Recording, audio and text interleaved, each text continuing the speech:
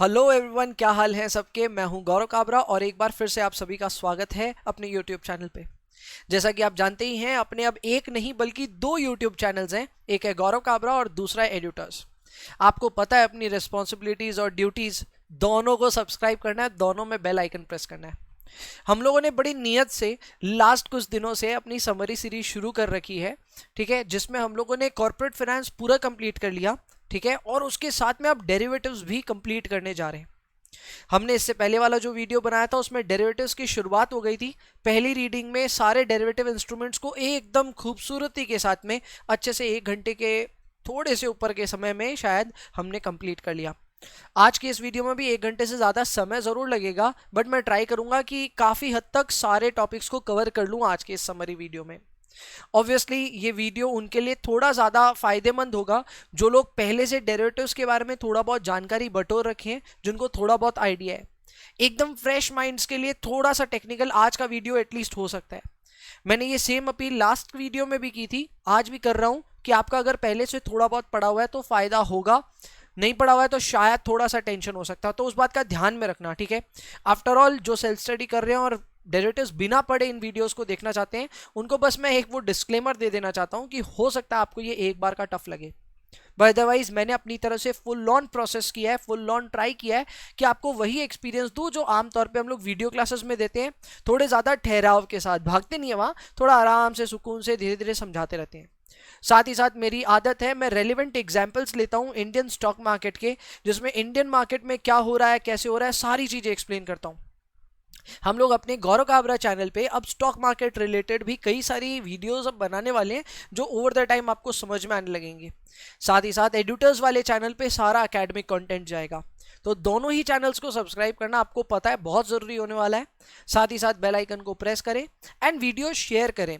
अगर आपको कोई भी वीडियो ऐसा लगता है जो आपके या आपके किसी फ्रेंड के काम आ सकता है तो शेयर करें, खुलेआम शेयर कीजिए, चाहे जिस सोशल मीडिया पे करना है कीजिए, और लाइक करके और कमेंट करके हमारे काम को कम से कम एक फीडबैक दें। हमें एक अप्रिसिएशन का अगर टोकन भी मिल जाएगा तो पता चलेगा कि हाँ, हमारा काम ज़्यादा से ज़्यादा लोगों को फ़ायदा कर रहा है।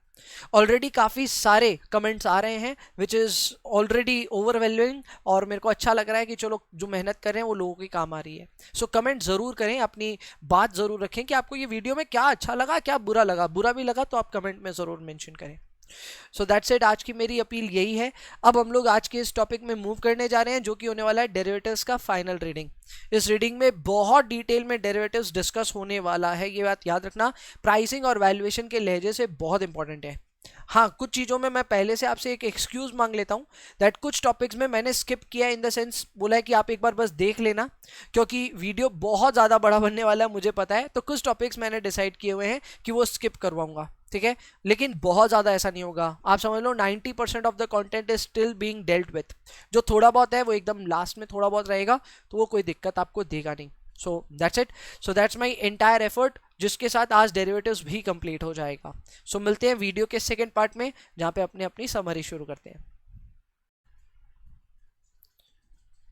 तो चलो अब शुरू करते हैं हम लोग समराइज करना हमारे डेरिवेटिव्स के फाइनल रीडिंग को। इस रीडिंग का नाम है basics of derivative pricing and valuation. Again ये रीडिंग थोड़ी सी ज़्यादा टेक्निकल है as compare to the last reading, तो अगर आपने लास्ट रीडिंग नहीं देखी है तो पहले वो समराइज कर लीजिए, वो अच्छे से रिवाइज कर लीजिए, then come to this reading. For those who have started fresh, उनके लिए ये रीडिंग बहुत डेंजरस हो सकती है, उनको ये थोड़ा सा एक बार का डिफिकल्ट लग सकता है। So kindly hold your patience and यहाँ पे पूरा ध्यान दीजिए so that you can gain maximum control over this reading. So let's get started now with learning outcome A, जहाँ पे हम लोग सबसे पहले एक्सप्लेन करना चाहते हैं what are the concepts of arbitrage, replication, risk neutrality when it comes to pricing derivatives. Before we start this, there are a number of concepts that I need to teach you. Concept number one is pricing of an underlying asset. यानी कि किस तरह हम एक underlying asset को price करते हैं, ये यहाँ पे हम लोग सीख रहे हैं। यहाँ पे अंडरलाइंग एसेट को जो प्राइसिंग हमें करनी है वो क्या है, मैं आपको बताता हूँ। हमने डेरिवेटिव्स के लास्ट क्लास में ही, लास्ट लेक्चर में ही सीखा था कि डेरिवेटिव्स की प्राइसिंग एक अंडरलाइंग एसेट पे डिपेंड करती है। तो आपको सबसे पहले ये समझना होगा कि एक अंडरलाइंग एसेट की वैल्यूएशन कैसे करते हैं हम। सो देखो, उसकी वैल्यूएशन होती है जब हम उसकी कोई फ्यूचर वैल्यू को डिस्काउंट कर पाएं। यानी कि सीधी सी बात है अगर सपोज करो आप 0 पे स्टैंड करते हो, ठीक है, and there is a time t in the future, if you know what is the value at time t, you want to know what is the value at v0, you can just discount this in order to get your value v0. ये discounting का mechanism time value of money वगैरह में हम सीखते हैं, तो उसी चीज को यहाँ करना है. तो यहाँ पे टर्मिनोलॉजी को हम एक एक करके समझेंगे. First of all, what are we required to find here? We are required to find here the current price of the underlying asset which is S0. Again this is dependent on the expected spot price of the same asset in the time t. यानी कि t के time पे इस stock का या इस underlying asset का expected price क्या होगा, ये हम लोग टॉप में ले रहे हैं. टॉप में लेने के बाद डिस्काउंट करने के लिए we are taking 1 plus risk free rate and also our risk premium. हम यहाँ रिस्क रेट और रिस्क प्रीमियम दोनों को मिक्स कर रहे हैं, क्योंकि आमतौर पे कोई भी अंडरलाइंग एसेट अगर रिस्क फ्री नहीं हो तो उसमें रिस्क प्रीमियम भी डिमांड किया जाता है. Again the concept from quants. तो आपने यहाँ डिस्काउंट रेट में रिस्क फ्री रेट भी लिया और साथ में रिस्क प्रीमियम भी लिया है. You have obviously discounted using the term t.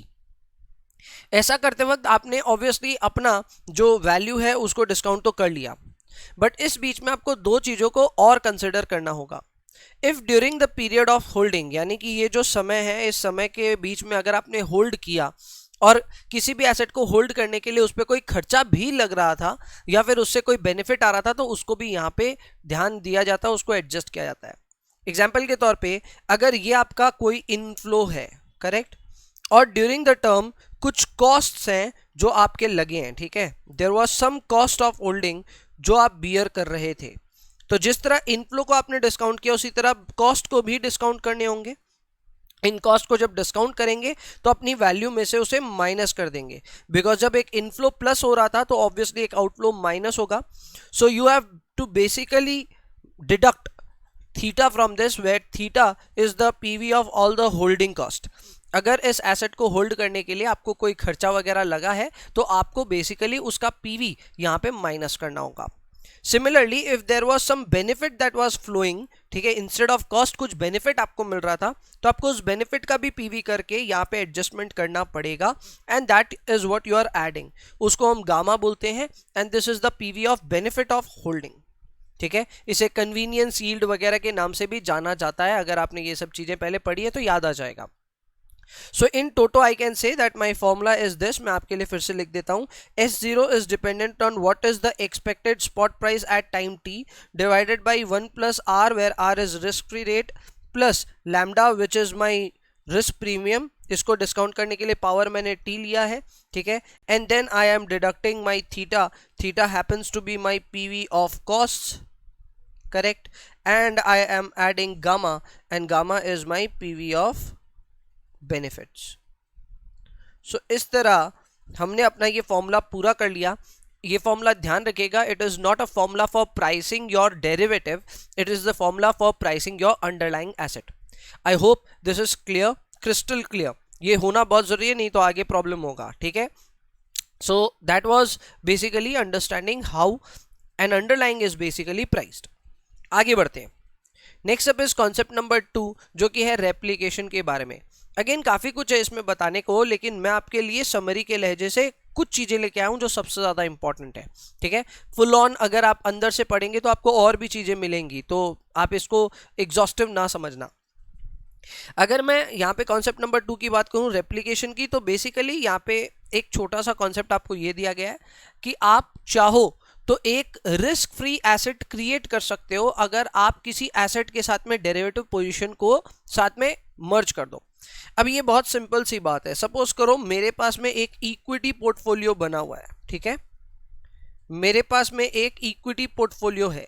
इसके साथ में मैं अगर सपोज करो निफ्टी का पुट खरीद लेता हूं, ठीक है, तो एक तरह से बोल सकते हैं कि मैं अपने पोर्टफोलियो को या फिर मेरी जो इक्विटी पोजीशंस हैं उसको मैं एक तरह से हेज कर पा रहा हूं. ये हेज कैसे होगा?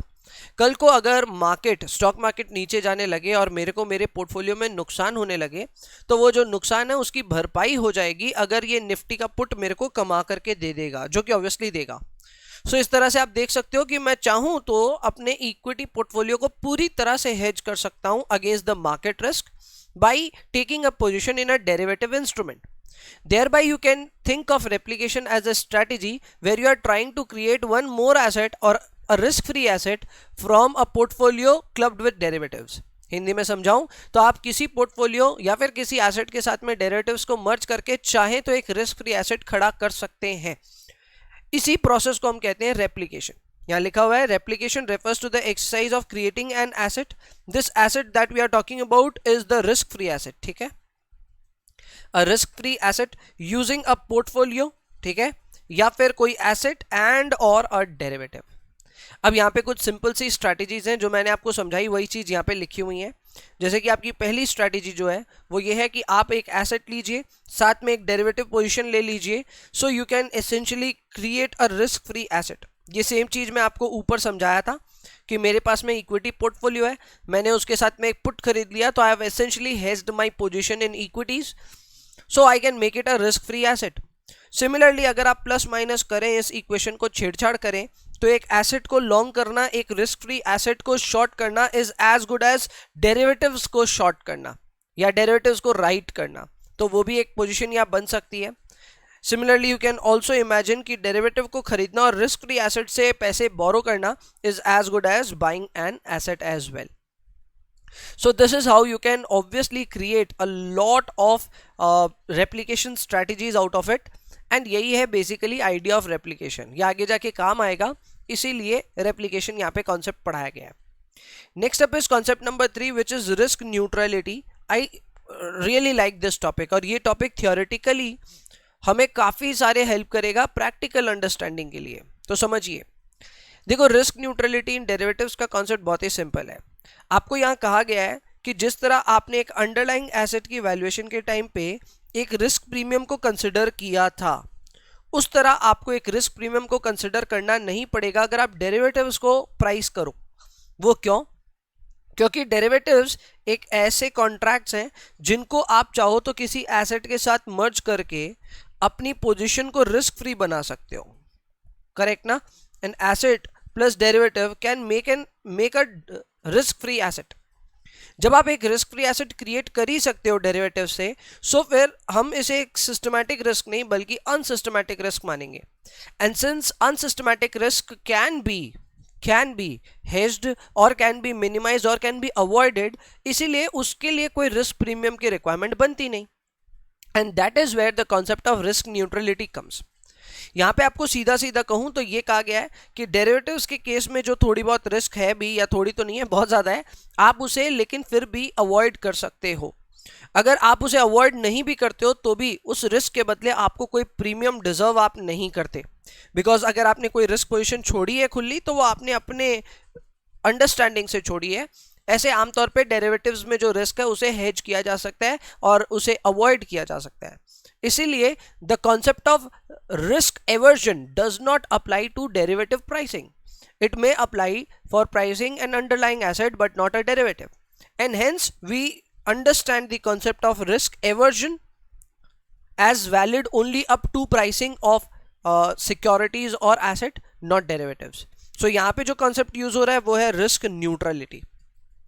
Just because risk neutrality is assumed here, तो आप बस ये एक बात ध्यान रखना कि जब भी आप डेरिवेटिव की प्राइसिंग करेंगे, ठीक है, कोई भी डेरिवेटिव की प्राइसिंग करते वक्त आप एक चीज का ध्यान रखना, दैट आपकी जो रेट होगी ना, वो रेट होगी सिर्फ रिस्क फ्री रेट. आप यहाँ पे रिस्क प्रीमियम को इंक्लूड नहीं कर सकते. रिस्क प्रीमियम को इंक्लूड करने का मतलब है आप रिस्क एवर्जन का अजम्पशन ले रहे हो, which is not correct here. You are actually assuming risk neutrality in this case. Got the point? तो इस चीज का ध्यान देना है. ये concept number 3. I think final एक और कॉन्सेप्ट बाकी है हमारा इसमें, और वो है लिमिटेशंस ऑफ आर्बिट्राज. यानी कि भैया आर्बिट्राज जो है वो क्या आप हर वक्त कर सकते हैं? जरूरी नहीं है कि आप हर वक्त कर सकते हैं या फिर इसके मौज उड़ा सकते हैं. आर्बिट्राज की जो मेन लिमिटेशंस है वो सबसे पहला है कि इसमें ट्रांजैक्शन कॉस्ट काफी सिग्निफिकेंट है. आमतौर पे आर्बिट्राज करने के लिए आपको एक या दो पोजीशंस तो कम से कम आपको लेनी ही पड़ती है. So taking a long position somewhere and taking a short position somewhere will attract at least 2 times the transaction cost. So there is definitely an involvement of significant transaction cost. इसके अलावा कई बार high capital requirements होती हैं, additional capital भी कई बार लगता है जब हमारी पोजीशन को हमको थोड़ा रोल ओवर वगैरह करना पड़ता है तो प्रॉब्लम होती है, शॉर्टिंग करनी पड़ती है एसेट्स की which is not so easy, and साथ ही साथ आप मॉडलिंग रिस्क तो ऑब्वियसली इनकॉर्पोरेट कर ही सकते हो अपनी एनालिसिस में। कल को आपने मॉडलिंग में ही गड़बड़ कर दी, आपने सोचा कि कोई एक चीज को लॉन्ग करके और दूसरी चीज को शॉर्ट करके आप आर्बिट्राज कर सकते हो, प्रॉफिट गेन कर सकते हो, so you may be wrong at the same time as well, तो आपको वो चीज का भी ध्यान देना है। So all these things are basically limitations of your arbitrage. ठीक है, चलो मेरे ख्याल से learning outcome A is entirely done now. Now we can move forward to learning outcome B. Talking of learning outcome B, तो यहाँ पे हम लोग डिस्टिंग्विश करने वाले हैं between value and price of forward and future contracts. बहुत ही simple सा कॉन्सेप्ट है, मेरे ख्याल से एक बार में आपको तैयारी हो जाएगी इसकी। सबसे पहले हम बात करते हैं प्राइस ऑफ एन एसेट। ठीक है, एक एसेट का प्राइस क्या होता है एक बार पहचान लेते हैं। तो भाई एसेट का प्राइस होता है जो उस एसेट का करंट मार्केट प्राइस चल रहा है in the underlying asset market. Example के तौर पे अगर आप अभी के अभी ब्रिटानिया शेयर, ठीक है, ब्रिटानिया शेयर का भाव एनएससी में देखते हैं या बीएससी में देखते हैं, तो फिर आपको जो भी भाव अभी मिलेगा, जो भी रेट अभी आपको इसका मिलेगा, वो उसका करंट मार्केट प्राइस है, and you can say that is the price of your underlying asset. ठीक है, वहीं पे अगर मैं बात करूं वैल्यू ऑफ एन एसेट की, तो ये काफी अलग होता है। अगर आप स्टॉक मार्केट एंथुजियास्ट हैं तो आपको प्रोबेबली ये बात सुनी होगी that price is what you pay and value is what you get. ये एक बहुत इंपॉर्टेंट सेइंग है जो कि वॉरेन बफेट साहब कहते हैं, बोलते हैं कि भाई वैल्यू होती है किसी भी कंपनी में जो उसकी इंट्रिंसिक वैल्यू है, जो उसकी फंडामेंटल वैल्यू है, प्राइस इज व्हाट यू पे फॉर इट। सो दोनों में ऑब्वियसली अंतर है।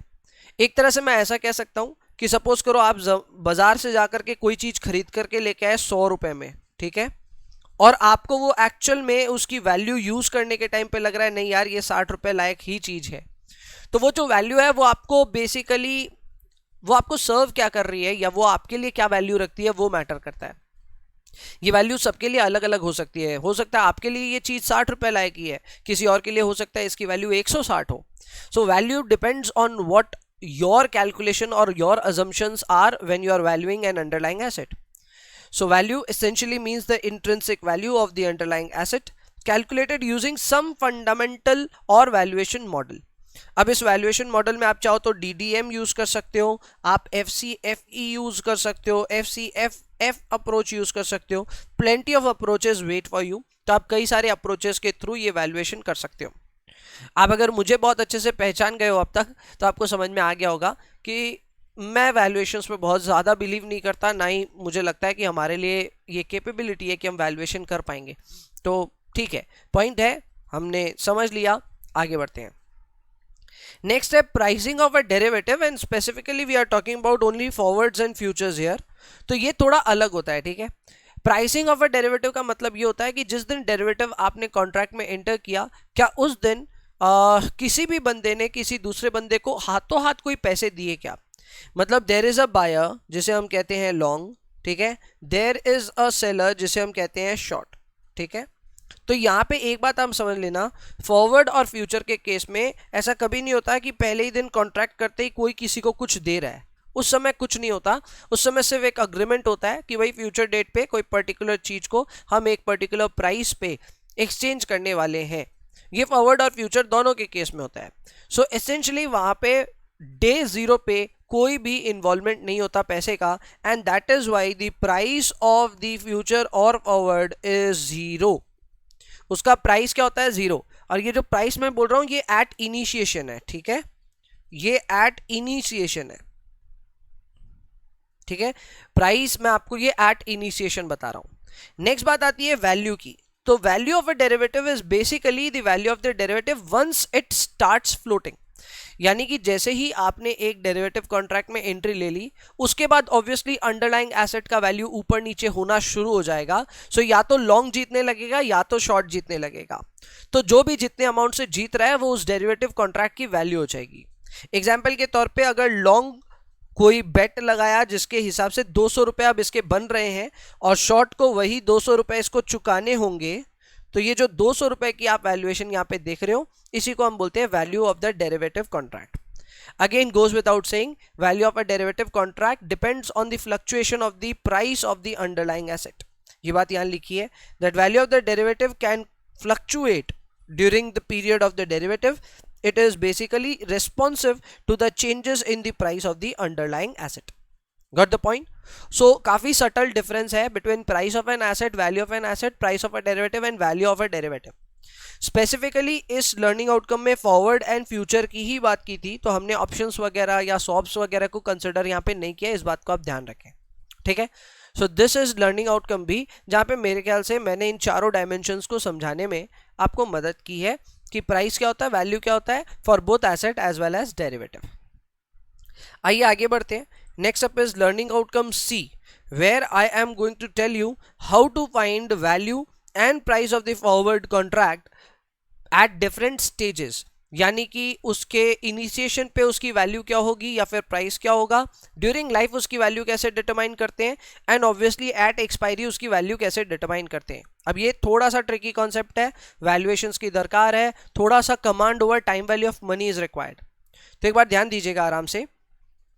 यहाँ पे वैल्यू ऑफ फॉरवर्ड जब हम निकालेंगे तो बहुत सिंपल सी बात है, पहले कहानी समझ लीजिए।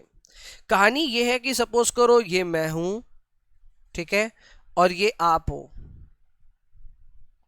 मैंने आपको बोला था कि सपोज करो मैं आपसे खरीदूंगा राइस, ठीक है, एट सपोजिटली 50 रुपीज केजी के हिसाब से, ठीक है, 1 किलो लेऊंगा और आपसे रेट मैंने तय कर ली थी 50 रुपीज की। क्लियर है?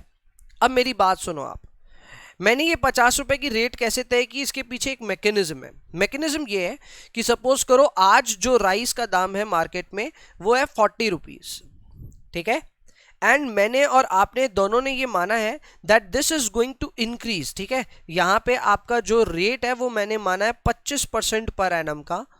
तो मैं और आप दोनों ये बात पे मानते हैं कि ये जो प्राइस है of rice that is going to increase at the rate of 25%। ये हमारे लिए एक बार रिस्क फ्री रेट मान लो, ठीक है, मानना थोड़ा मुश्किल है पर एक बार मान लेते हैं। तो इसके बेसिस पे 1 साल बाद हमने इमेजिन किया कि ये 40 जो है ये कितना हो जाएगा, 50। इसीलिए दोनों अग्री भी हुए इस प्राइस के लिए। पर देखो, आप जो आज के दिन एस्टिमेट करते हो कि फ्यूचर में क्या प्राइस होगा वो जरूरी नहीं है होगा। आप यहां खड़े हो 0 पे, आज प्राइस है 40 का, आपने सोच लिया कि 1 साल बाद ये प्राइस होगा 50 का, करेक्ट। तो आपने जो अज्यूम किया वो जरूरी थोड़ी ना है कि आगे भी वैसा ही रहेगा, हो सकता है आगे प्राइस कुछ और एस्टिमेट आए, लेकिन फिलहाल आज के मौके पे यही पोजीशन आपको दिखाई दे रही है। आपने माना 40 यहां पे और 50 एस्टिमेट किया फ्यूचर में। तो अगर आप अपने वैल्यूएशन करना चाहते हैं तो कोई बहुत बड़ी बात नहीं है, वैल्यूएशन बहुत सिंपल है। आप फ्यूचर वैल्यू को डिस्काउंट कर लो और प्रेजेंट वैल्यू उसमें से माइनस कर दो, जिस तरह हम एनपीवी वगैरह कैलकुलेट करते हैं, ठीक है। So if you do this तो आप वैल्यूएशन पता कर सकते हो।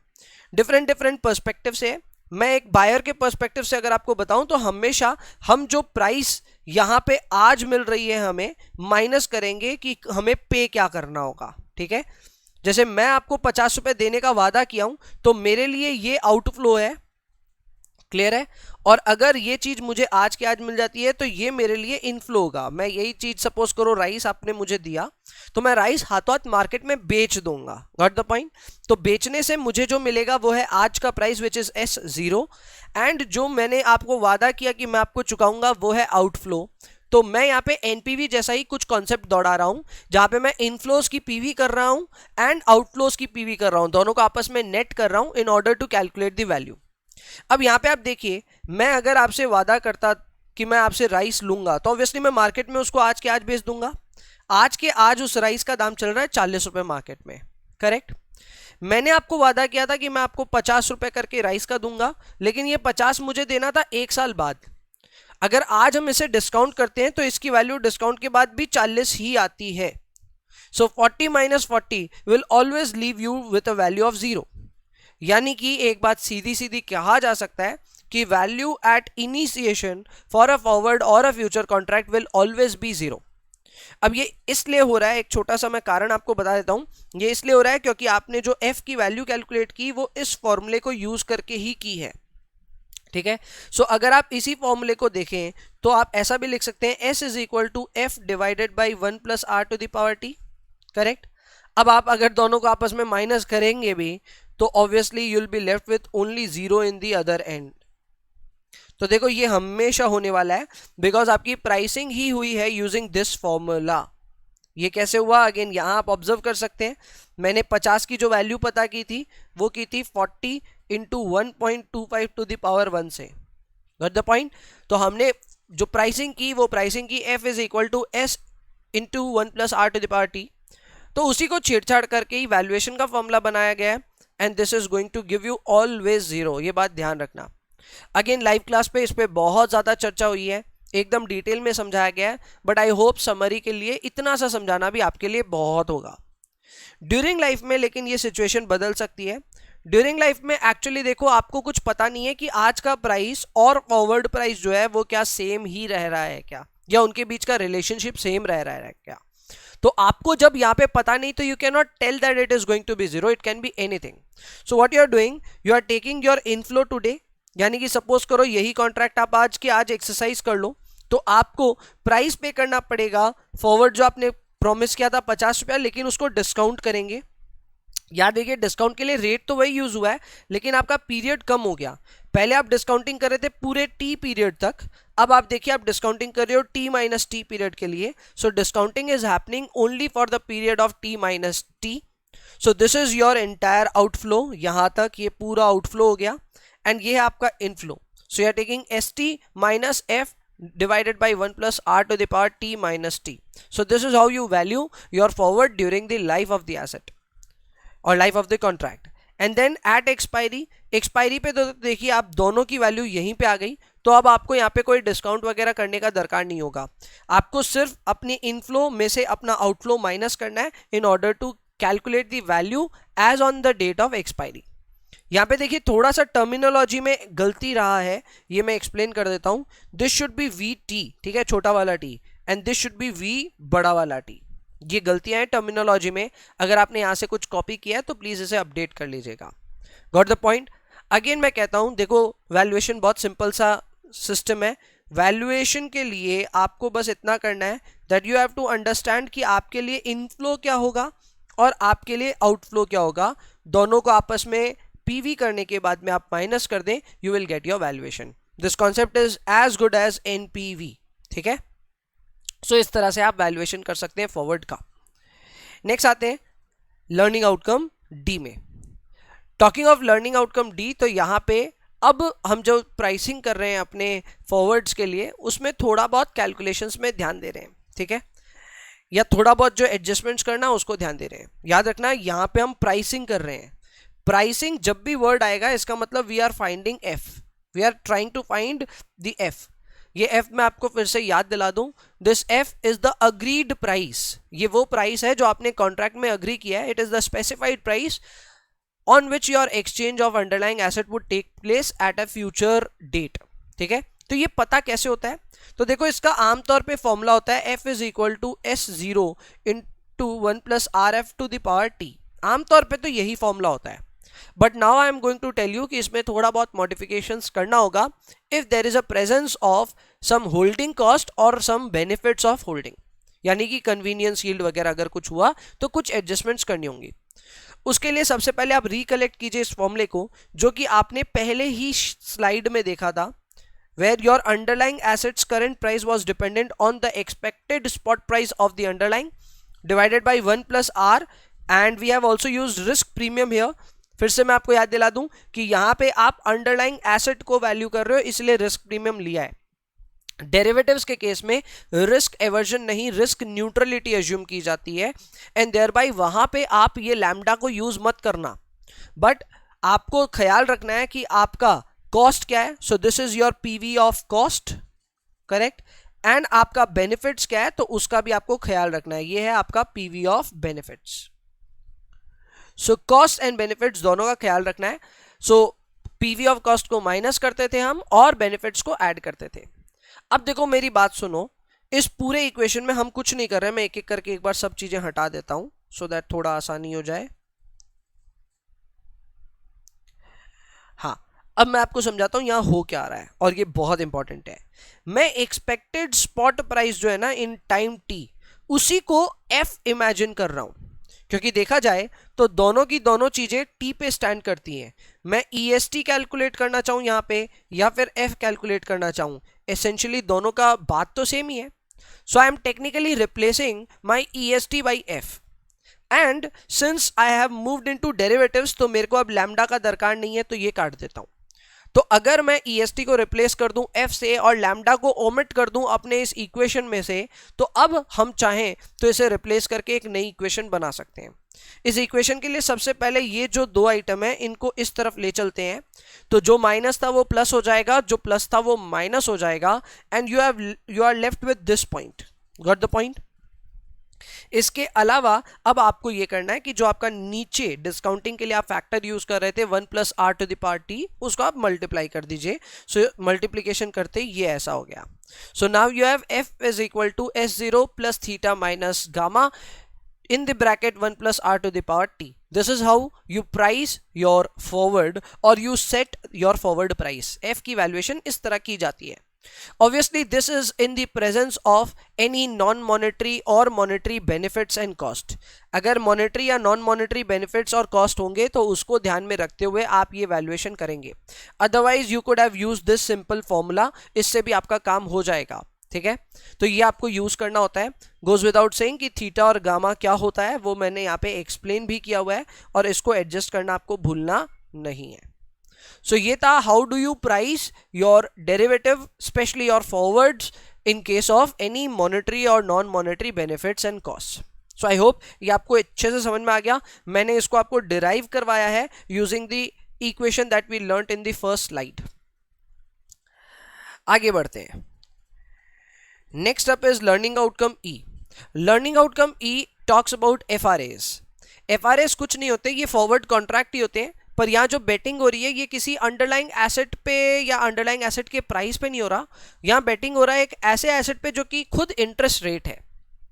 एग्जाम्पल के तौर पे अगर मैं हूँ, ठीक है, और आप हो, और हम दोनों RBI की मॉनेटरी मीटिंग से पहले, मॉनेटरी पॉलिसी मीटिंग से पहले मिले, और मैं आपको बोल रहा था कि सुन यार मुझे लग रहा है इस बार ना रेपो रेट बढ़ने वाला है, आप बोल रहे हो नहीं नहीं रेपो रेट तो इस बार घटने वाला है। सो ऑब्वियसली हमारी दोनों की थॉट प्रोसेस काउंटर है एक दूसरे से, दोनों की अलग अलग थॉट प्रोसेस है। तो हम चाहें तो आपस में ना ऐसे सट्टेबाजी कर सकते हैं, ऐसे डेरिवेटिव में एंटर कर सकते हैं। So what I would do कि सिंस मुझे लग रहा है रेट बढ़ने वाली है, तो मैं आपको बोलूंगा कि चलो एक ऐसा फॉरवर्ड करते हैं, एक ऐसा फॉरवर्ड कॉन्ट्रैक्ट अग्री करते हैं जहां पे जो अंडरलाइंग एसेट है वो रेपो रेट होगा। ठीक है, अगर रेपो रेट बढ़ गया तो मैं जीत जाऊंगा, अगर रेपो रेट घट गया तो तुम जीत जाना। आपने बोला चलो करते हैं क्रिएट। तो जब इस तरह के कॉन्ट्रैक्ट को क्रिएट किया जाता है तो वो है तो एक फॉरवर्ड कॉन्ट्रैक्ट ही, लेकिन since it has been built up taking the interest rate as your underlying asset, इसलिए उसका नाम चेंज करके कर दिया जाता है फॉरवर्ड रेट अग्रीमेंट। ठीक है, सो इट बिकम्स FRA।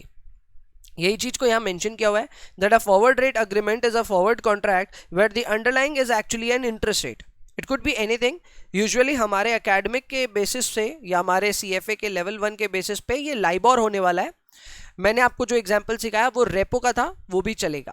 ठीक है, अब समझना मेरी बात कि यहाँ पे ये जो आप अग्रीमेंट्स करते हैं FRA जैसे, ये क्यों करते हैं, इसके दो कारण हो सकते हैं। पहला कारण है या तो आप मजे लेने के लिए या प्रॉफिट कमाने के लिए ये काम कर रहे हो, जिसे हम कहते हैं स्पेक्यूलेशन, या फिर कई बार आप खुद की पोजीशन को हेज करने के लिए भी ये कर सकते हो। एग्जाम्पल के तौर पे अगर मान लो मैंने एक बैंक से लोन लिया हुआ था, I had taken a loan, ठीक है, लोन टेकन, और ये जो लोन लिया हुआ है इस पे जो रेट है वो फ्लोटिंग रेट है। अब आप बोलेंगे फ्लोटिंग रेट क्या होता है? फ्लोटिंग रेट होता है यूजुअली एक ऐसा रेट जो कि बदलते जाए। ठीक है, अगर मान लो RBI ने रेपो रेट बढ़ा दी तो मेरा भी जो ये फ्लोटिंग रेट है ये भी बढ़ जाएगा, तो मेरे को उससे टेंशन हो रहा है। तो मेरे को क्या करने का है? कुछ नहीं, बहुत सिंपल है। अगर मुझे अपनी पोजीशन को हेज करना है तो मैं मॉनेटरी मीटिंग से पहले रेपो रेट को बढ़ने का एक बेटिंग कर सकता हूं, यानी कि चाहूं तो एक FRA में एंट्री ले सकता हूं। अगर मैंने FRA को लॉन्ग कर लिया, सो आई हैव टेक्निकली बेटेड कि रेपो रेट बढ़ने वाला है। अगर रेपो रेट सच में बढ़ गया तो फिर मुझे फायदा क्या होगा? जितना से मेरा लोन का EMI बढ़ने वाला है उतना ही पैसा तो मैं कमा लूंगा अपने FRA पे।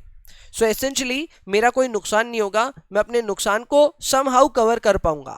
This process is known as hedging. So hedging के लिए भी ये काम किया जा सकता है।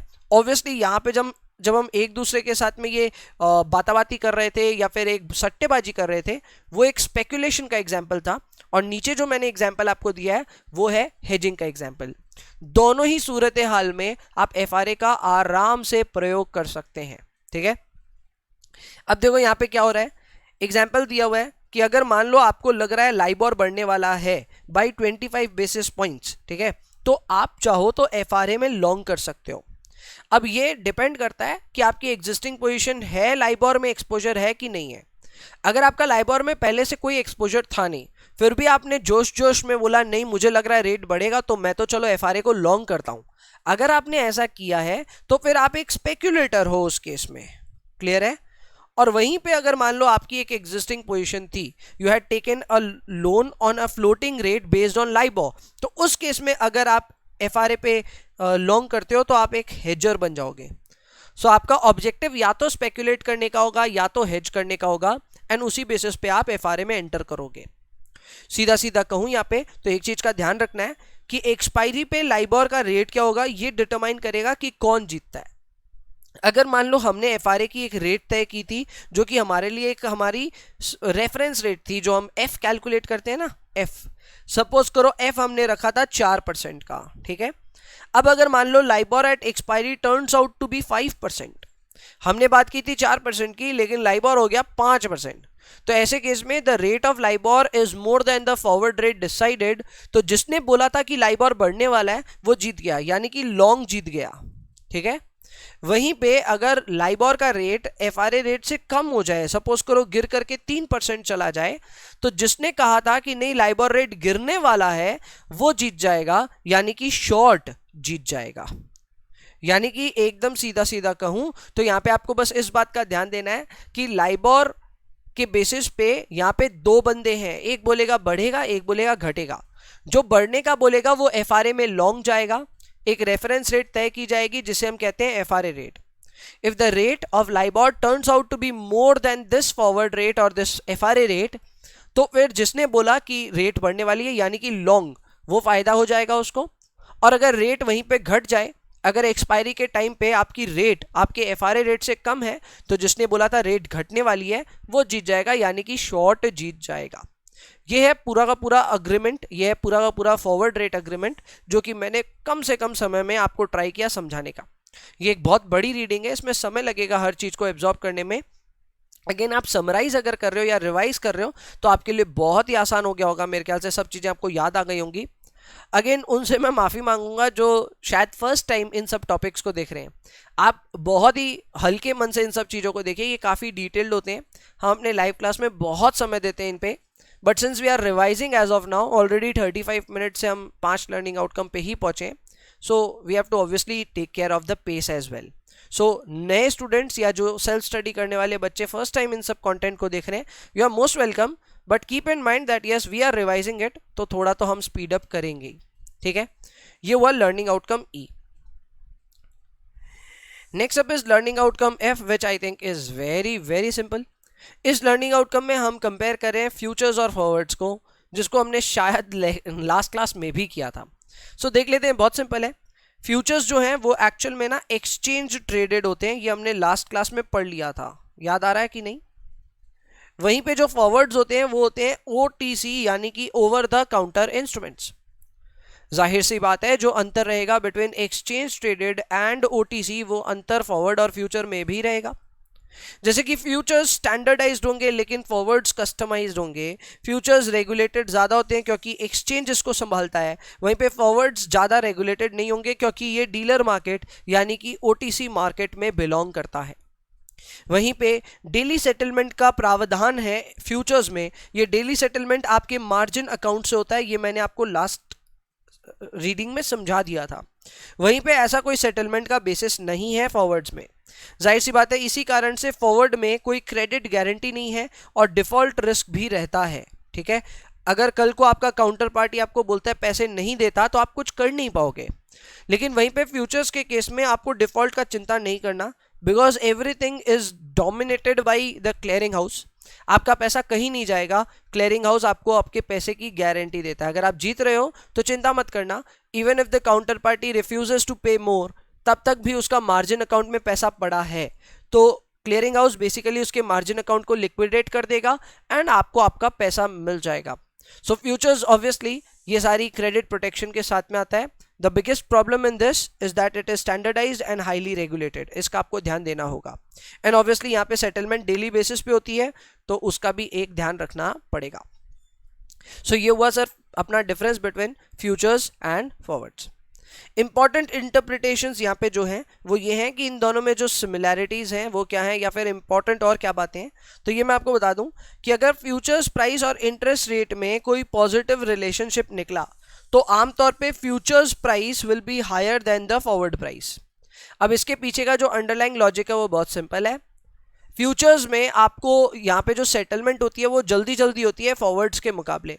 तो अगर रेट्स और फ्यूचर्स में दोनों में आपस में पॉजिटिव कोरिलेशन है तो इट इज हाईली लाइकली कि आपका जैसे जैसे रेट बढ़ रहा होगा आप भी फ्यूचर्स में कमाते जाओगे। तो जैसे जैसे फ्यूचर्स में आपको पैसे मिल रहे हैं आपके मार्जिन अकाउंट में आते जा रहे हैं। So your margin account has more and more money every single time, and उस मोर मनी को आप और ऊंची रेट पे इन्वेस्ट कर सकते हो। सो टेक्निकली यहाँ पे आपको फायदा हो गया क्योंकि you have been able to what to say exercise the opportunity of getting more reinvestment returns। ठीक है, इस कारण से futures become more attractive as compare to forwards, and since ज्यादा लोग फ्यूचर्स के पीछे भागते हैं as compare to forward, futures become a relatively more expensive instrument as compare to forward price. वहीं पे अगर हम बात करें इंटरेस्ट रेट की और बोलते हैं कि इंटरेस्ट रेट कांस्टेंट है, तो उस केस में फॉरवर्ड और फ्यूचर दोनों इक्वली डिजायर्ड हैं एंड दोनों का प्राइस लगभग सिमिलर होना चाहिए। जिन्होंने क्लासेस की थी या फिर कहीं से भी क्लासेस की होंगी उन्होंने ये पॉइंट पक्का पढ़ा होगा। जो स्क्वाइजर वगैरह भी फॉलो कर रहे हैं ये पॉइंट्स हैं वहाँ पे मेंशन्ड। अगेन बहुत डिटेल्स में वहाँ पे अच्छे से सारी चीज़ें समझाई गई हैं। मैंने आपको जो मेन मुद्दा है वो अच्छे से समझा दिया कि इंटरेस्ट रेट और फ्यूचर्स प्राइस में रिलेशनशिप पॉजिटिव होने पे futures are much more desired than forwards, and that is why future price is higher than forward price.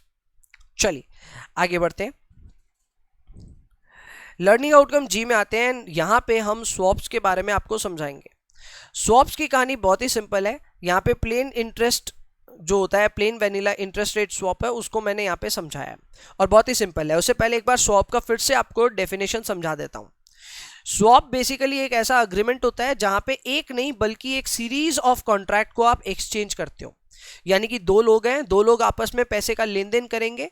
ये लेन देन सिर्फ एक बार नहीं होगा, कई बार होगा, और ये लेन देन पीरियोडिकली होगा। यानी कि आपने डेट्स तय कर रखी हैं, it can B monthly, quarterly और वीकली, जैसे भी आपने सेटलमेंट डेट्स तय कर रखी हैं और आपने एक ओवरऑल पीरियड भी तय किया हुआ है कि ये अग्रीमेंट कितने दिन तक वैलिड है। ये अग्रीमेंट आप चाहो तो 3 महीने, 6 महीने, 1 साल तक के लिए वैलिड रख सकते हो। यहाँ पे जो आपको मैंने सिचुएशन समझाई है या जो समझाने वाला हूं वो है एक plain vanilla interest rate swap. ठीक है, ये नाम आपने सुना होगा पहले कभी, plain vanilla interest rate swap इसका नाम होता है। ये क्या सिचुएशन बहुत सिंपल है, ये मैंने लास्ट दिन भी आपको समझाया था इक्विटी स्वॉप में। अब मैं इंटरेस्ट रेट स्वॉप समझाता हूं। अब देखो, सपोज करो मैं हूं गौरव, मैंने एक फिक्स डिपॉजिट कर रखी है 7% की रेट पे। ठीक है, और आप हो जिसने इन्वेस्टमेंट की है एक फ्लोटिंग रेट नोट में, जिसे हम कहते हैं FRN। FRN का फुल फॉर्म होता है फ्लोटिंग रेट नोट। ठीक है, बेसिकली सिंपल सी बात है, अगर मैंने फिक्स डिपॉजिट में इन्वेस्ट किया है तो मेरे को रिटर्न जो मिलेगा वो फिक्स्ड मिलेगा। ठीक है, और आपने अगर एक FRN में इन्वेस्ट किया है तो जो आपको रिटर्न मिलेगा वो मिलेगा फ्लोटिंग। यानी कि रेट अगर बदलेगी तो आपका रिटर्न बदलेगा। मेरे केस में ऐसा नहीं होने वाला, मुझे जो रिटर्न मिलेगा फिक्स मिलेगा। लेकिन हम दोनों की जो चाहत है वो काफी अलग है। हमें चाहिए कि नहीं यार, मैं फिक्स्ड नहीं चाहता, मुझे चाहिए फ्लोटिंग कमाई हो मेरी। ऑब्वियसली मुझे ऐसा लगता है कि रेट्स बढ़ने वाली हैं, मुझे ऐसा लग रहा है कि रेट्स बढ़ने वाली हैं, और आपको डर ये लग रहा है कि रेट्स घटने वाली हैं। तो आप चाहते हो कि नहीं यार, मुझे फ्लोटिंग ना मिले तो बेटर है, मुझे फ्लोटिंग नहीं चाहिए, मुझे तो फिक्स्ड कोई दिला दो। तो हम चाहें तो आपस में अपनी तकलीफों को दूर कर सकते हैं। What we will do, we will agree to exchange our incomes for a certain period of time at different periodic settlement dates. जब जब हमें पैसे मिलेंगे इंटरेस्ट के, हम आपस में उसे एक्सचेंज करते रहेंगे। जैसे एग्जाम्पल के तौर पे आपको फ्लोटिंग की कमाई मिल रही थी, आपको वो नहीं चाहिए ना, तो आप एक काम करो, अपना फ्लोटिंग वाला जो कमाई है वो मुझे दे दो, ठीक है। ये लेग को हम कहते हैं फ्लोटिंग लेग। आप इसमें अपनी जो रेट है वो मुझे ट्रांसफर करोगे। आपकी रेट है लाइबोर प्लस 4% ना, तो आप जो भी कमा रहे हो मुझे दे दो, ठीक है। मैं क्या करूंगा, मैं जो कमा रहा हूं वो आपके साथ एक्सचेंज कर दूंगा। मैं जो आपको दे रहा हूं ऑब्वियसली वो एक फिक्स्ड लेग है, और यहां पे रेट फिक्स थी 7% की, तो वो मुझे मिल रही थी, वो मैं आपको दे रहा हूं। अब जो हमारे दोनों के बीच में ये अग्रीमेंट तय हुआ है, इसे ही हम कहते हैं स्वैप, या इंटरेस्ट रेट स्वैप, या plain vanilla interest rate swap, आप जो कहना चाहें कहिए। इसमें हम बेसिकली एक दूसरे के साथ में एक बार नहीं बल्कि कई बार सीरीज ऑफ कैश फ्लोज को एक्सचेंज करने वाले हैं at various periodic settlement dates over a certain period of time. यहां पे दो लेग्स इन्वॉल्व हैं, एक में फ्लोटिंग रेट ऑफ इंटरेस्ट है और एक में फिक्स्ड रेट ऑफ इंटरेस्ट है, इसलिए इसे कहते हैं इंटरेस्ट रेट स्वैप। इसका फायदा आमतौर पे तब हो रहा है हमें जब हम दोनों की डिजायर एक दूसरे से काफी उल्टी है और हम दोनों की सोच भी काफी उल्टी है। अगर मैं रेट्स को लेकर के ऑप्टिमिस्टिक हूं, मुझे लगता है रेट्स बढ़ रही हैं, तो जाहिर सी बात है मैं चाहता हूं कि मेरी इनकम जो आए वो फ्लोटिंग में आए और मेरा जो एक्सपेंस जाए वो मेरा फिक्स्ड में जाए, तो ऑब्वियसली मैं ऐसा चाहूंगा। वहीं पे आपको उल्टा लगता है, you are very pessimistic with respect to interest rates, तो आप ये सोचते हो कि नहीं यार, मेरी जो इनकम आए वो फिक्स्ड आए और मैं जो पैसे दूं वो फ्लोटिंग जाए। तो दोनों की सोच काफी अलग है, फिर भी हम दोनों ने एक दूसरे के साथ ये कॉन्ट्रैक्ट कर लिया। जाहिर सी बात है, गोज विदाउट सेइंग कि यहां पे आप समझ सकते हो कि ये बंदा लॉन्ग है और ये बंदा शॉर्ट है। ऐसा आपको लग रहा होगा अगर हम एक आम एफआरए के तौर पे कंपेयर करें, क्योंकि यहां पे गौरव यानी कि मैं ये मान के चल रहा हूं कि रेट्स बढ़ने वाली हैं, तो जाहिर सी बात है मैं लॉन्ग हूं। वहीं पे आप ये रेट्स को घटाने के पीछे लगे हुए हो, तो आप एक शॉर्ट पोजीशन ले रखे हो। अगर एक एफआरए से कंपेयर करूं तो ये ऐसा ही लगता है, बट स्वैप में ऐसी टर्मिनोलॉजी कम यूज होती है। यहां पे टर्मिनोलॉजी ये यूज होती है कि आप पेयर कैसे हो या रिसीवर कैसे हो। यानी कि अगर आप मुझे डिफाइन करेंगे तो गौरव को डिफाइन करना दो तरह से पॉसिबल है। नंबर 1, इसे कहा जा सकता है कि ये एक फ्लोटिंग रेट रिसीवर है, ये एक फ्लोटिंग रेट रिसीवर है, या फिर दूसरे तरीके से इसे एक फिक्स्ड रेट पेयर भी कहा जा सकता है, फिक्स्ड रेट पेयर भी बोला जा सकता है। उसी तरह आपको दो टर्मिनोलॉजी से प्रेजेंट किया जा सकता है, आपको एक फिक्स्ड रेट रिसीवर बोला जा सकता है, या फिर आपको एक फ्लोटिंग रेट पेयर बोला जा सकता है, ठीक है। तो ये कुछ टर्मिनोलॉजीज हैं जिसका आपको विशेष तौर पे ध्यान देना है, ठीक है। तो यहां पे लॉन्ग एंड शॉर्ट कम बोला जाता है, बल्कि रिसीवर पेयर के स्टाइल से ज्यादा बोला जाता है, इसको आपको ध्यान देने का है। चलो, हो गया मेरे ख्याल से स्वैप का एक्सप्लेनेशन पूरा। आगे बढ़ते हैं, स्वैप्स और फॉरवर्ड्स में या सीरीज ऑफ फॉरवर्ड्स में आपस में क्या सिमिलैरिटीज हैं और क्या डिफरेंसेस हैं, एक बार इस पे गौर कर लेते हैं। बहुत ही सिंपल है। देखो, सिमिलैरिटी तो ये है कि अगर आप एक स्वैप को देखते हो तो वो आपको एक सीरीज ऑफ फॉरवर्ड कॉन्ट्रैक्ट्स नजर आ सकता है। You can actually imagine it like that. मैं बताता हूं कैसे। मैंने जब स्वैप किया था तो जीके वाज टेक्निकली सेइंग कि रेट बढ़ने वाली है, correct, and you are saying कि रेट क्या होने वाली है, घटने वाली है। तो मैं आपको बोल रहा हूं एक एफआरए के नजरिए से आप ऐसा समझ लो ना कि मैं आपको एक नहीं बल्कि कई एफआरए पे लॉन्ग नजर आ रहा हूं और आप भी मुझे एक नहीं बल्कि कई एफआरए पे शॉर्ट नजर आ रहे हो। जैसे एग्जांपल के तौर पे हमने 3 सेटलमेंट डेट्स पे ये वादा किया था कि रेट्स हम आपस में एक्सचेंज करेंगे, तो मैं 3 सेटलमेंट डेट के लिए ऑब्वियसली ऑप्टिमिस्टिक था विथ रिस्पेक्ट टू रेट्स और आप पेसिमिस्टिक थे। तो आप चाहो तो इसे इस तरह भी इमेजिन कर सकते हो कि हम 1 महीने के लिए एक एफआरए में एंटर किए थे जहां पे ऑब्वियसली मैं लॉन्ग था, आप शॉर्ट थे। हमने 2 महीने का भी एक एफआरए किया और हमने 3 महीने का भी एक एफआरए किया। टेक्निकली इनकी सेटलमेंट्स एंड पे होंगी, ठीक है। तो हमने जो एंड पे अपनी सेटलमेंट्स की हैं वही सेटलमेंट्स आपको स्वैप में भी आगे जाकर के नजर भी आ रही हैं। Got the point.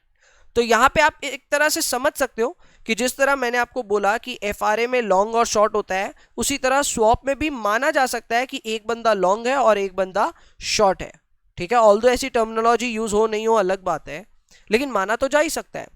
सो ये कहना गलत नहीं होगा कि स्वैप को आप एक नजरिया से कह सकते हो कि ये कई सारे एफआरए के कॉन्ट्रैक्ट्स को मिला करके एक सिंगल ट्रांजैक्शन बनाया गया है।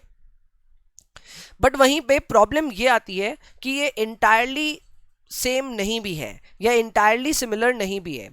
वो इसलिए क्योंकि अगर हम अलग अलग एफआरए रेट करते हैं, ठीक है, तो प्रॉब्लम ये है कि हमारे हर कॉन्ट्रैक्ट पे जो एफआरए की रेट होगी वो अलग अलग तय होगी।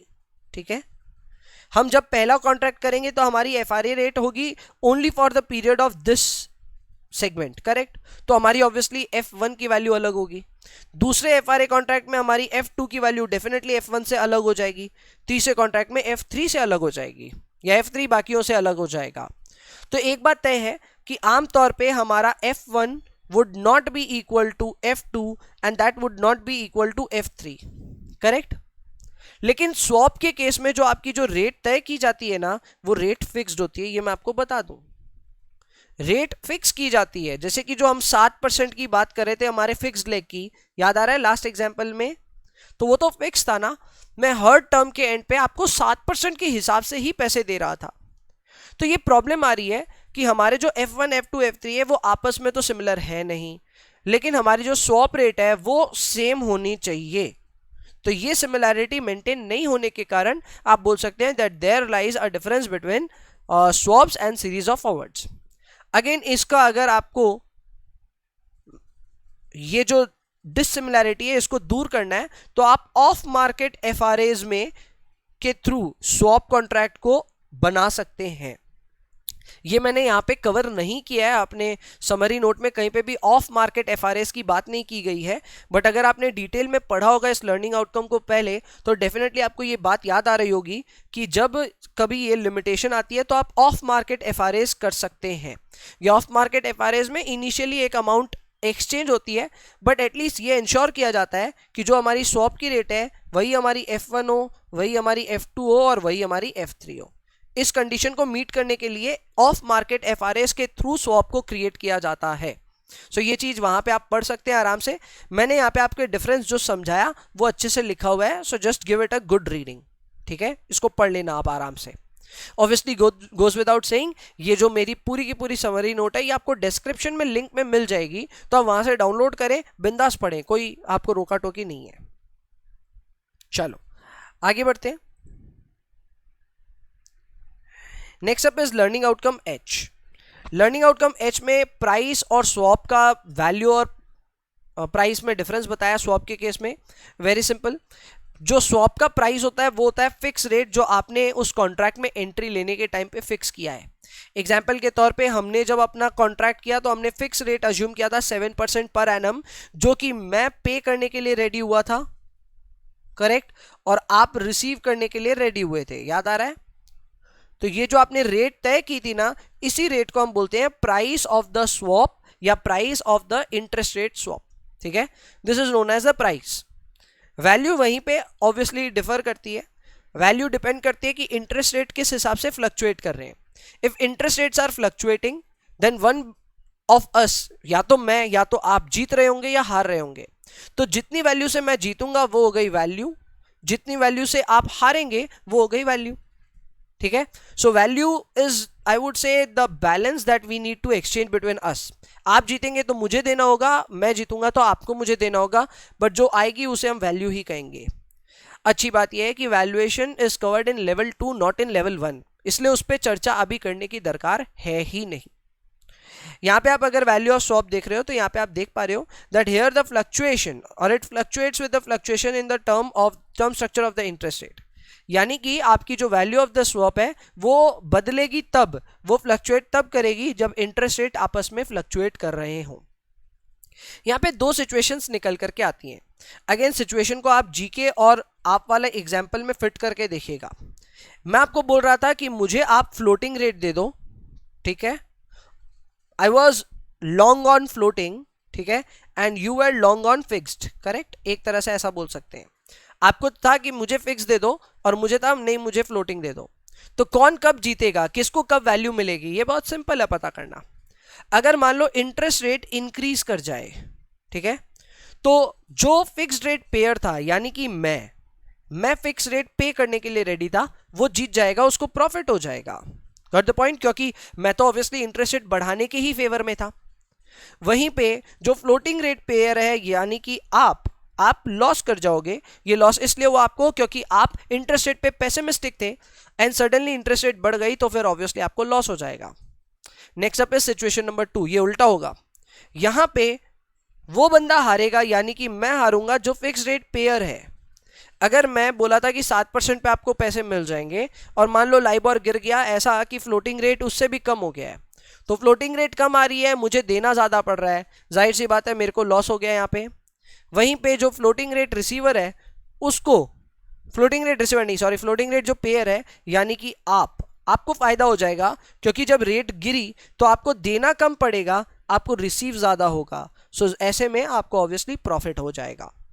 सो दो ही सिचुएशन यहाँ पे निकल करके आती हैं। पहला है the situation number 1 which is interest rate increase, जिसमें जिसने ऑप्टिमिस्टिक गेस किया था वो जीतेगा, यानी कि मैं जीता। और वहीं पे इंटरेस्ट रेट अगर गिरी तो जो पेसिमिस्टिक रहा वो जीत जाएगा। ये है अपना वैल्यूएशन ऑफ स्वैप। अगेन मैं कह दूं, practicals are not included in your level 1। हाँ, इक्का दुक्का प्रैक्टिकल्स मैंने कराए हैं अपने लाइव क्लास में, ठीक है, मैंने अपने वीडियो क्लास में या वीडियो लेक्चर्स में अपने स्टूडेंट्स को करवा दिया 1-2, just to be on the safe side. But आमतौर पे ऐसे प्रैक्टिकल्स नहीं आते हैं एग्जाम में, तो थोड़ा सा निश्चिंत आप रह सकते हैं। बट अगेन सेल्फ स्टडी वालों को मैं कहूँगा, अगर आप कर रहे हो तो थोड़ा बहुत देख लेना न्यूमेरिकल्स वगैरह, ठीक है। एंड बस इतना ही है। Next up is learning outcome आई, जिसमें मैं आपको बता रहा हूँ कि यूरोपियन ऑप्शंस के केस में किस तरह वैल्यू डिटरमाइन होती है। अगेन मैं आपको कह दूं कि इस केस में अमेरिकन ऑप्शंस जो होते हैं वो कवर्ड नहीं है। लर्निंग आउट वो आपको लेवल 2 में मिलेंगे देखने को, ठीक है। अभी यूरोपियन ऑप्शंस की जो एक्सरसाइज या फिर इंट्रिंसिक वैल्यू है उसकी कैलकुलेशन बहुत ज़्यादा ही सिंपल है। अगर आप एक कॉल ऑप्शन की बात करो तो उसकी वैल्यूएशन का जो फॉर्मूला होता है वो होता है मैक्स ऑफ 0, ST - x। सीधा सीधा कहूं तो एक कॉल ऑप्शन वाला तभी जीतता है जब उसने एक एक्सरसाइज प्राइस तय की थी, सपोज करो 200, तो वो जीतेगा तभी जब एक्सपायरी के टाइम पे जो एसेट है उसका दाम 200 से ज़्यादा हो जाए। फॉर एग्जांपल 250 हो जाए, तो ये जिसने कॉल ऑप्शन खरीदा होगा, लॉन्ग किया होगा, वो कितना रुपया जीत जाएगा? 250 - 200, करेक्ट। तो 50 रुपए की उसकी जीत हो गई। वहीं पे अगर उल्टा हो जाए, फॉर एग्जाम्पल 200 रुपए से ऊपर नहीं रहे दाम गिर करके 150 हो जाए, ठीक है। इस बंदे ने बोला था कॉल ऑप्शन, ठीक है, कॉल ऑप्शन को लॉन्ग करने वाला ऑप्टिमिस्टिक होता है, तो उसने बोला था 200 के ऊपर जाएगा प्राइस। अनफॉर्चुनेटली प्राइस 200 के ऊपर नहीं गया, उल्टा नीचे चला गया। तो मेरा ये कहना है, क्या यहां पे आप 150 - 200 यानी कि -50 की वैल्यू मानेंगे क्या? जवाब है नहीं मानेंगे। क्यों? क्योंकि हमारे फॉर्मूले में हमें एक प्रोटेक्शन मिल रही है, we are going to take maximum of 0 और ST - x। तो ऐसे केस में आपका जो फॉर्मूला बनेगा वो बनेगा मैक्स ऑफ 0, -50। तो ऐसे में आपका जो मैक्सिमम वैल्यू है वो 0 है, -50 नहीं है, सो आपकी जो वैल्यू होगी वो 0 होगी। Now this is valid as well. हम जानते हैं कि जो भी लॉन्ग करता है किसी भी चीज में, वेदर इट बी कॉल और इट बी पुट, वो कभी हार नहीं सकता क्योंकि उसने प्रीमियम पे किया है। तो उसके लिए वैल्यू विल बी 0 एंड ऊपर में इंफिनिटी तक जा सकती है, ठीक है। लेकिन जिसने शॉर्ट किया है कॉल को या फिर पुट को, उसके लिए देखो वैल्यू कुछ भी हो सकती है, ठीक है। उसके लिए वैल्यू 0 से लेकर के -इंफिनिटी तक रेंज करेगी। यानी कि ये जीतेगा तो कुछ भी नहीं जीतेगा, लेकिन हारेगा तो कुछ भी हार सकता है। आप सोच रहे होंगे कि भैया ऐसा फिर करना ही क्यों है, हम ऐसे शॉर्ट पोजीशन ले क्यों कॉल या पुट में? तो वो लेते इसलिए हैं क्योंकि आपको जब लगता है कि वैल्यू 0 होने वाला है तो आप कम से कम प्रीमियम तो कमाओ। तो प्रीमियम कमाने के चक्कर में लोग शॉर्ट करते हैं कॉल्स को और पुट्स को। यहां पे फिलहाल हम कॉल के लिए समझ रहे हैं, तो फॉर्मूला है max of 0, ST - x। Simple सा है, आप नंबर्स दौड़ा करके अगर देखोगे तो आपको समझ में आने लगेगा। एक और छोटा सा एग्जांपल आपको समझा देता हूं, शायद आपकी बुद्धि और खुल जाए। सपोज करो मैं सोचा कि कोई शेयर है, ठीक है, जिसका भी दाम चल रहा है 500 रुपए, मुझे ऐसा लगा कि ये बढ़ने वाला है, तो मैंने सोचा चलो ना यार इसका कॉल खरीद लेते हैं। तो मैंने कॉल खरीदते वक्त क्या किया, मैंने एक्सरसाइज प्राइस 500 वाला कॉल खरीद लिया। ऑब्वियसली मुझे चाहिए कि ST 500 से ऊपर चला जाए और 500 के ऊपर सपोज करो नहीं गया, प्राइस गिर करके 420 हो गया। प्रॉब्लम ये हो गई कि मैं ऑप्टिमिस्टिक कॉल कर रहा था जो कि नहीं हो पाया। जाहिर सी बात है यहां पे मेरा फॉर्मूला है ST माइनस एक्स, अगर उसको मैं पुट करूं तो वैल्यू आती है -80, पर मेरी वैल्यू माइनस में इसलिए नहीं होगी क्योंकि मैंने लॉन्ग किया था, और जो लॉन्ग करता है उसको प्रोटेक्शन होती है, वो कभी हारता नहीं। यानी कि मेरा जो ओवरऑल नुकसान है वो है मेरा प्रीमियम का अमाउंट। मैंने जो प्रीमियम दिया वो वेस्ट हो गया, बट एटलीस्ट अब जो मेरी वैल्यू है वो 0 होगी, इट वुड नॉट बी -80। ऐसा इसलिए क्योंकि यहां पे मुझे प्रोटेक्शन मिलती है बाय द वैल्यू ऑफ 0। इस चीज को मैंने यहां पे क्लियरली मेंशन किया है कि अगर STX से ज्यादा हो जाए तो जो बायर है यानी कि जो लॉन्ग है उसको मिलेगा ST माइनस एक्स, पर अगर उल्टा हो जाए, अगर कोई कारण से STX से कम हो जाए तो फिर आपकी वैल्यू 0 हो जाएगी, आपको कुछ देना नहीं पड़ेगा, ये बात समझ लीजिए। पुट के केस में यही फॉर्मूला थोड़ा सा अलग हो जाता है। पुट में the formula becomes max of 0, x minus ST। यहां पे आपने जो एक्सरसाइज प्राइस डाली थी 500, तो आप सोच रहे थे कि प्राइस गिर जाएगा, गॉट द पॉइंट। आपको लगा 500 के भी नीचे जाने वाला है एक्सरसाइज पे प्राइस, और सपोज करो चला भी गया, प्राइस 300 रुपए चला गया कोई शेयर का, तो आप टेक्निकली यहां पे 200 रुपए जीत रहे हो। कैसे जीते? क्योंकि आपने डाउनवर्ड बेटिंग की थी, आपने एक पुट खरीदा था, तो पुट खरीदने वाला जो जीतेगा वो होगा 500 minus 300, so that is 200। Essentially you have used the formula which is x minus st. Got the point? Again goes without saying, अगर आपने 500 का एक पुट खरीदा था और दाम बढ़ के 700 हो गया, तो आप ये मत समझना आपकी वैल्यू -200 होगी। आपकी वैल्यू माइनस में नहीं जा सकती because it will be protected and आपको 0 की वैल्यू यहां पे मिलेगी। इसीलिए ये फॉर्मूला है 0, x माइनस st। इससे थोड़ा अलग है, कॉल में होता है ST माइनस एक्स, यहां पे होगा x माइनस ST। ध्यान दीजिएगा इस बात का। अगेन वेरी सिंपल, अगर आपका स्पॉट प्राइस एट एक्सपायरी आपके एक्सरसाइज प्राइस से कम हो जाए तो उस केस में वो जीतेगा जिसने यहां पे इस पुट को खरीदा था, यानी कि लॉन्ग पुट जीत जाएगा। उसको जो अमाउंट मिलेगा वो मिलेगा x माइनस ST।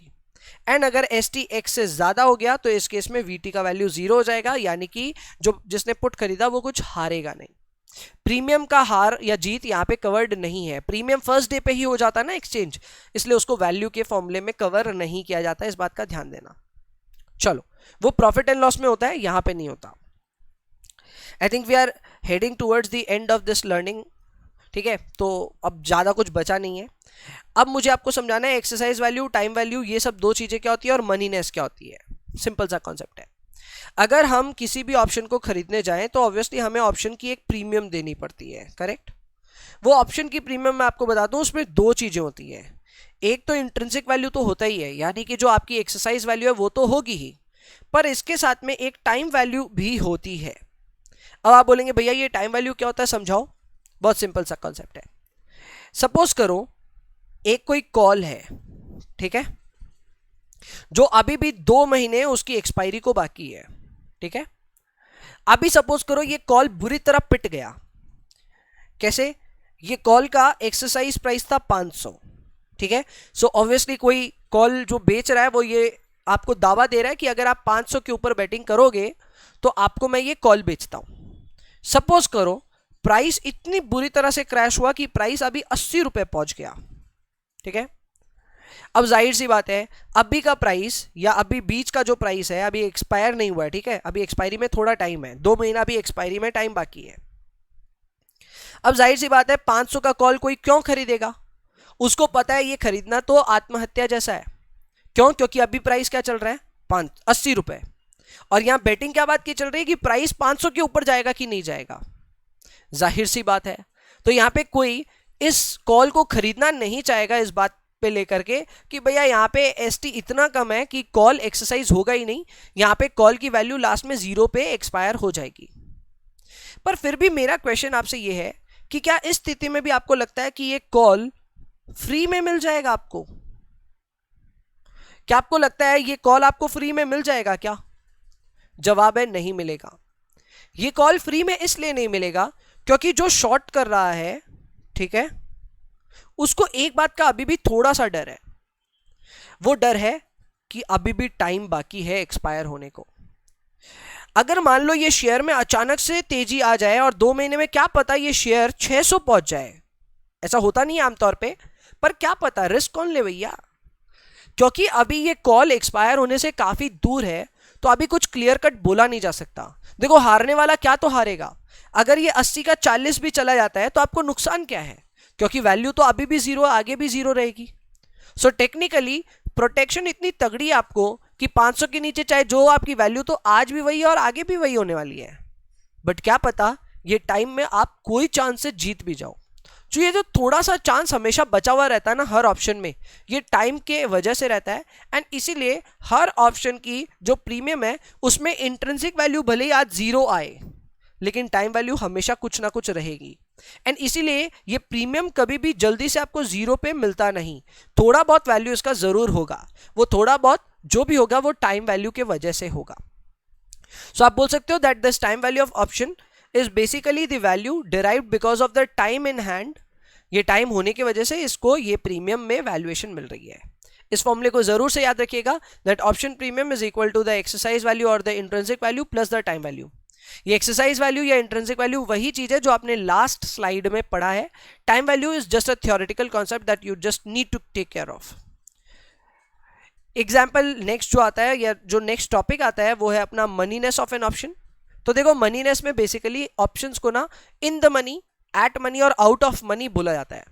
यानी कि अगर कोई ऑप्शन में एक्सरसाइज, या ऐसा समझ सकते हैं कि जब लॉन्ग जीत रहा है, ठीक है, व्हेन लॉन्ग इज विनिंग, तो उसे हम कहते हैं इन द मनी।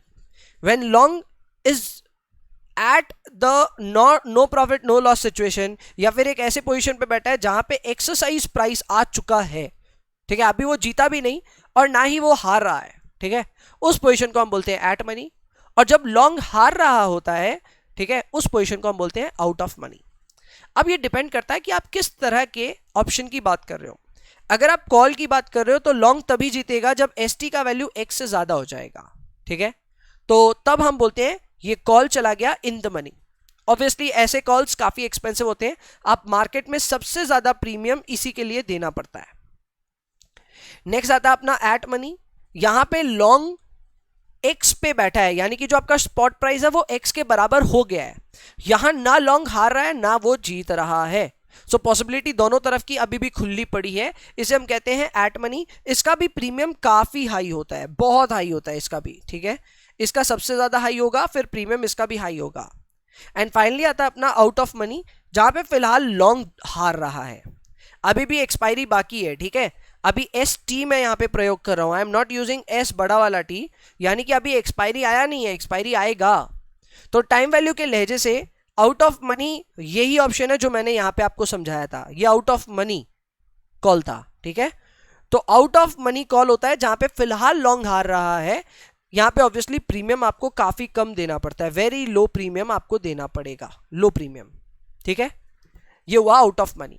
पुट में उल्टा होगा, पुट में लॉन्ग तब जीतता है जब एसटी का वैल्यू एक्स से कम हो जाए, तो उसे हम कहेंगे in money. At money will be where ST is equal to X, and out of money will be the situation where उल्टा हो जाए, जहां पे प्राइस एक्स से ज्यादा हो जाए, उसे हम कहेंगे आउट ऑफ मनी। तो ये हुआ मनीनेस का पूरा concept for call and put. Next up is various factors that are going to affect your calls and puts. ये एक पूरा का पूरा रीडिंग कैटेगरी है, यहां पे मैंने टोटल 7 फैक्टर्स जो आपके बुक में मेंशन्ड है मैंने लिख दिए हैं। किसका इफेक्ट कॉल पे क्या होता है वो भी लिखा हुआ है, जैसे कि price of underlying will have a positive effect on call and negative effect on put. ये सारी बातें यहां मैंने लिखी हुई है, क्वाइट इंटुइटिव। हाँ ऑब्वियसली जिसने पढ़ा है पहले से उसको रिकॉल करने में आसानी होगी, but just because we are overshooting already, 1 घंटे से ज्यादा पढ़ा चुका हूं, तो मेरे ख्याल से इस एक सिचुएशन को मैं यहाँ पे स्किप कर रहा हूँ। एंड इंपॉर्टेंट है ये, आप ये मत समझना इंपॉर्टेंट नहीं है, लेकिन I am skipping this area. आप इसको पढ़ ले, सारी चीजें मेंशन्ड है, read it as a fact.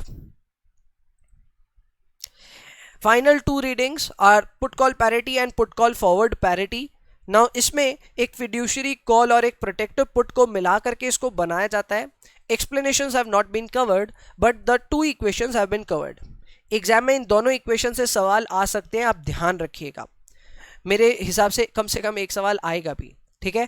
So take care of these two things कि आपको ये जो इक्वेशंस है इसको ध्यान रखना है। दिस इज पुट का प्राइस यानी कि पुट प्रीमियम प्लस शेयर का दाम आज के दिन यानी कि spot price of the underlying asset, और फिर ये कॉल का प्रीमियम, ये है आपका exercise value, and this is 1 plus RF to the power T.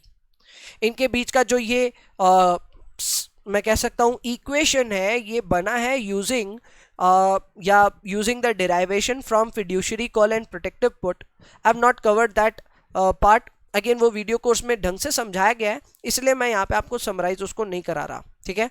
So you can just read it out, ये पढ़ लेना, जरूर से इधर से सवाल आएगा। वहीं पे अगर हम एक पुट कॉल फॉरवर्ड पैरिटी देखते हैं तो वो थोड़ा सा फॉर्मूला बदल गया है। rather than using S0 you have replaced that by F divided by 1 plus R to the power T. Again goes without saying this has been taken from this formula. अगर आप ऐसा लिख सकते हो तो आप ऐसा भी लिख सकते हो, करेक्ट, आप ऐसा भी लिख सकते हो। तो आप बेसिकली जो पुट कॉल फॉरवर्ड पैरिटी है उसमें F को यूज करते हो, ठीक है, एंड F को यूज करने के लिए आपने S0 को रिप्लेस कर दिया, सब्स्टिट्यूट कर दिया by F divided by 1 plus RF to the power T। So ये रहा अपना learning outcome L and M, and I have not covered learning outcome N and 0 जो कि थोड़े से थ्योरेटिकल एरियाज हैं, थ्योरेटिकल भी और प्रैक्टिकल भी है। यहाँ पे बाइनोमियल ट्री वगैरह कवर्ड है जो कि मैंने फिलहाल इस समरी नोट में कवर नहीं किया है। मुझे पहले से अंदाजा था that this reading is going to take a lot of time, already we have overshooted all over target. तो 1 घंटा मैंने आपको डेरिवेटिव्स का फर्स्ट रीडिंग पढ़ाया, आज मैंने लगभग 90-95% कंटेंट इस लर्निंग आउटकम में भी कवर करवा दिया, इस रीडिंग में भी कवर करवा दिया, जिसमें अगेन हमने 1 घंटे से ज़्यादा समय दे दिया है। सो ये रहा अपना डेरिवेटिव्स का मोर और लेस हिसाब किताब। अगेन जिनको समराइज करना है, रिविजन करना, उनको मैं बता दूं learning outcome N and O हमारा बाकी है जिसमें बाइनोमियल ट्री वगैरह कवर्ड है। अगेन मैं आपको बता दूं बाइनोमियल ट्री जो है वो लेवल 2 का मेन टॉपिक है, यहाँ पे सिर्फ एक इंट्रोडक्टरी लेवल पे उसे इंट्रोड्यूस किया गया है, ठीक है। तो आपको एक बार देख लेना है, उसको रिवाइज जरूर कर लेना है। So that is it for today's reading. Thank you for watching this entire reading. I hope you all of you have enjoyed. आपको वापस सारी चीज़ें रिकॉल करने में मदद हुई, मज़ा आया आपको। एंड अगर आपको ये अच्छा लगा तो डेफिनेटली गोज विदाउट सेइंग आपको लाइक करना है, शेयर करना है इस वीडियो को, और कमेंट करना है, बताना है आपको ये वीडियो कैसा लगा। साथ ही साथ प्लीज़ सब्सक्राइब करें हमारे चैनल को। 2 चैनल आपको पहले ही बताया हुआ है, एक है गौरव काबरा चैनल और एक है अपना एड्यूटर्स का चैनल। दोनों चैनल को प्लीज़ सब्सक्राइब करें एंड जुड़े रहें हमारे साथ। So that's it, I will see you in the next one. तब तक के लिए प्लीज़ पढ़ाई करते रहें एंड अपनी सेहत का ध्यान रखें। That's it, bye bye.